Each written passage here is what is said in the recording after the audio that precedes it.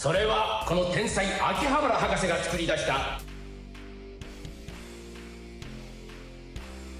Number 10. Jynx's original design. Jynx. Jynx. Watch out! That must be the lovely kiss attack!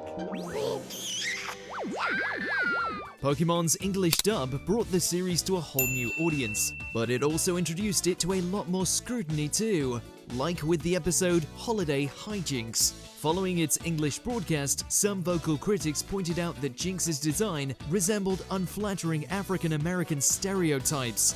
And all you Jynx better do exactly what we tell you to do, or Santa will be sorry. Jynx, Jynx, Jynx. The complaint gained enough momentum to warrant a full-on redesign, but the new purple color scheme extended way beyond a single episode of the anime. The Pokemon Company updated Jynx's look in the manga, the TCG, the video games, and just about everything in between.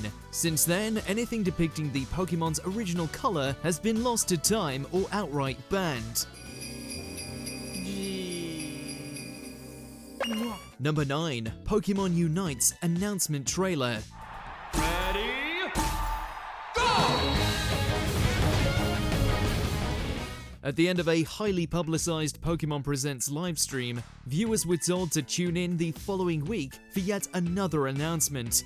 Fans expected a remake, a sequel, or maybe even a new generation, but that wasn't the case. It was Pokemon Unite, a free-to-play game developed by a highly controversial Chinese company.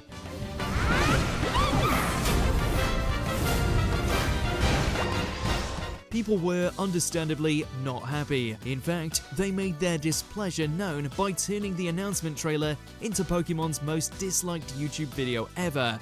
After a rocky first impression, Pokemon Unite started fresh by quietly removing and re-uploading the announcement trailer.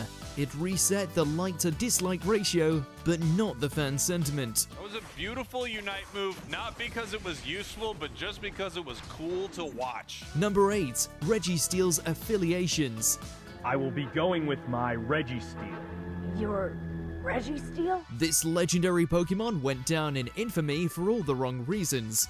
It's not that Registeel was particularly difficult to find or catch, it's that, in Diamond and Pearl, the Pokemon struck a pose very reminiscent of a certain Nazi salute. You can probably guess how well that went over. Registeel, the iron Pokemon. Its body is harder than any metal found upon this planet. Its body is also hollow, and its food source remains a mystery. The Pokemon Company quickly updated the animation for the European version, but it was too late for the Japanese, Korean, and English releases. Thankfully, Registeel's revised brand-safe pose returned for Pokemon Platinum, Heart Gold, and Soul Silver. Nowadays, the only way to see Registeel salute the regime is to crack open an original copy of Diamond or Pearl. Torkoal's unable to battle and Registeel wins! Number 7. Pokemon goes to inappropriate places. I spoke with the manager of the cemetery, and she actually said she's happy that kids are out and about and they're learning about the history here because this is such an old cemetery, but she really wants people to remember to be respectful. Yeah. The gameplay loop of Pokemon Go is deceptively simple. You walk around outside, you find Pokestops, and you catch Pokemon. It was enough to effectively take over the world for the summer of 2016. But there was a pretty big catch. Players were encouraged to visit Pokestops to collect necessary in-game items, but a few of them had been placed at extremely sensitive real-world locales, like, for example, Ground Zero and the National Holocaust Museum. The museum's communications director said he's trying to get the museum removed from the game. The sudden influx of gamers trying to catch 'em all forced several locations to issue formal complaints. Eventually, the app caught wind and promptly updated the areas to be Pokemon-free zones. And those with loved ones inside of Cadillac Memorial Gardens West are furious and very upset that this sign was up. Now, Number 6. Convicted narrator. That's a Pichu. They're known for their playfulness, if that's what you want to call it. On paper, a short about Pichu and Pikachu running through the city sounds as unproblematic as you can get. but that didn't stop it from getting the ban hammer in Japan. Ironically, it has nothing to do with Pichu or Pikachu at all. Instead, the blame lies on Japanese narrator Noriko Sakai. Too bad Pichu can't use electric attacks without shocking themselves. The idol was arrested and later convicted of drug possession in 2009. As part of the fallout, the Pokemon Company has refused to release the short ever again. Not on streaming, not on DVD, and not even in a box set of theatrical Pokemon shorts. Clearly, when they ban something, they really mean it. I think that's pretty special, don't you? Pikachu! Number 5. Dub recasts. Pokemon Emergency! In 2006, Pokemon's waning popularity led to a series of cost-cutting measures, most notably with the English dub of the anime. Partway through the Hoenn seasons, the original licensor, 4Kids Entertainment, was abruptly replaced with a cheaper localization studio. Since the classic voice actors were all still signed with 4Kids, they were ousted by new sound-alikes. Fans were outraged. We're talking letters, message boards, online petitions, and more. But it didn't change a thing. I don't believe it! Yeah, but it happened. The new cast debuted in The Mastermind of the Mirage Pokemon and stuck around for years after. If there's any justice, it's that some of the original actors have since returned to the series in smaller cameo roles. Well, that's it. No one talks like that and gets away with it. Number 4. The PETA problem. In Pokemon Black version 2 and Pokemon White version 2, return to the Unova region 2 years later. It's no secret that Pokemon take design inspiration from real-world animals. Unfortunately, some organizations find the resemblance a bit too striking. Looking at you, PETA. They argue that stuffing Pokemon into balls and making them fight each other is an endorsement of animal cruelty.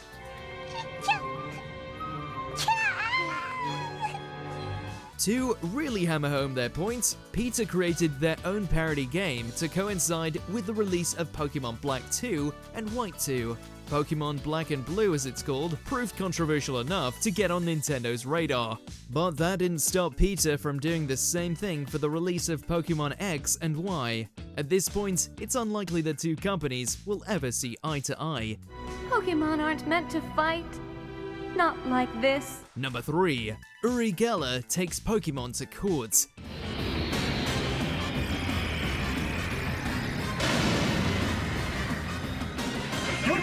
Kadabra is a Psychic-type Pokemon introduced in the first generation. Uri Geller is a renowned illusionist. Do you see any resemblance? Well, Geller did. So much so that he took Pokemon to court for stealing his likeness.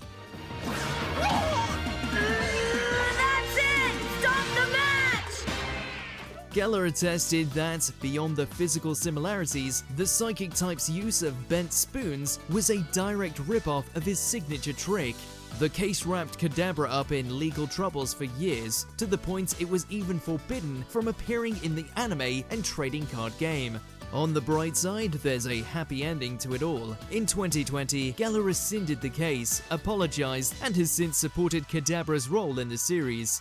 Since Kadabra is no longer able to battle, I officially declare Pikachu the winner! Number 2. Dexit.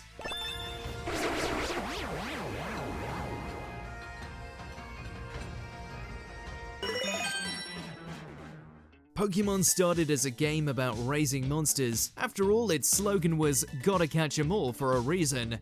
But with each subsequent generation, the act of updating every single Pokemon became a Herculean task. It reached a boiling point in 2019 when, for the first time in the franchise history, the newest generation launched without a comprehensive Pokedex. Pokefans lost their minds, and that's putting it mildly.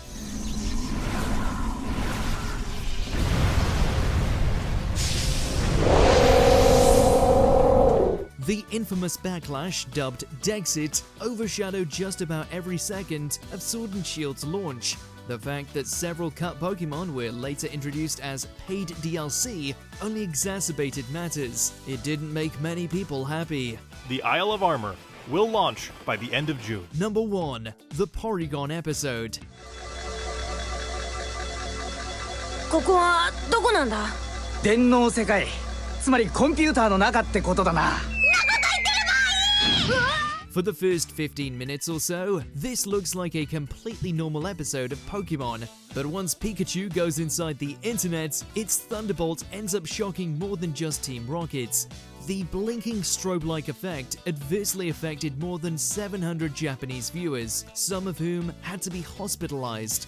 Immediately, the Pokemon anime was put on hiatus, but that was the least of their problems. The unprecedented impact had implications for the entire industry.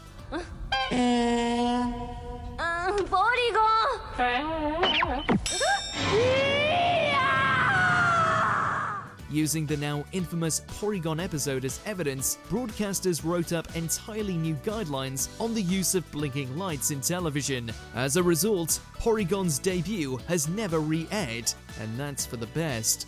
Yeah, I'm still checking out Japanese TV. Isn't this that cartoon that causes seizures? Did you enjoy this video? Check out these other clips from WatchMojo, and be sure to subscribe and ring the bell to be notified about our latest videos.